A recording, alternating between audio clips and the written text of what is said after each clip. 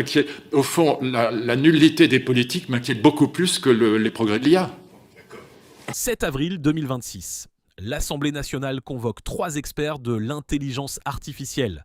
Le philosophe Luc Ferry et le chirurgien Laurent Alexandre n'épargnent rien aux députés, à commencer par eux-mêmes.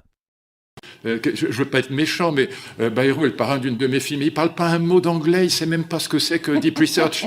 Il n'a aucune idée de rien sur ce que c'est que...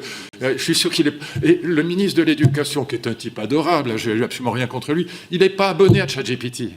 C'est moi qui lui ai dit, mais abonnez-vous. Ouais, et c'est pas pour être méchant que je dis ça, c'est simplement parce que ça m'inquiète. Au fond, la nullité des politiques m'inquiète beaucoup plus que les progrès de l'IA.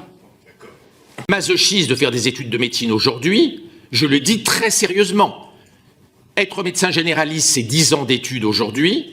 Dès aujourd'hui, avant même les rapports à la réalité technologique, et qui va payer l'addition? Pas les enfants de l'élite, mais les enfants des classes moyennes et des classes populaires qu'on envoie au casse-pipe. Ce n'est pas spécial. L'Europe, l'Union européenne, sur le plan technologique, on a Mistral, mais Mistral, attendez, Mistral c'est 12 milliards de valorisation en bourse. Nvidia, c'est 5 000 milliards. Donc, on ne joue pas dans la même catégorie.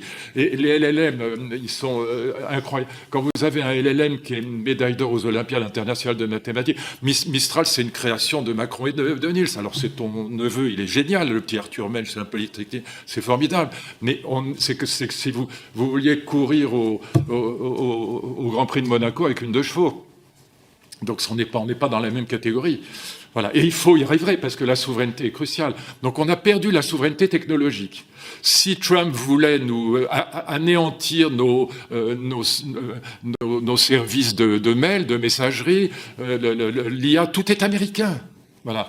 Deuxièmement, on a perdu la souveraineté militaire. 75% des armées européennes sont équipées de F-16 et de F-35. Et là encore, ils sont bourrés de milliers de codes numériques que Trump pourrait clouer au sol dans le quart d'heure.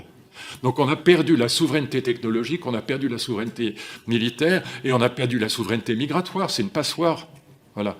Et donc on est dans une situation de déclin. L'Union européenne est en plein déclin. Déclin industriel, souveraineté perdue, école dépassée. Et si les vrais responsables siégeaient à l'Assemblée? Dites-nous tout en commentaire.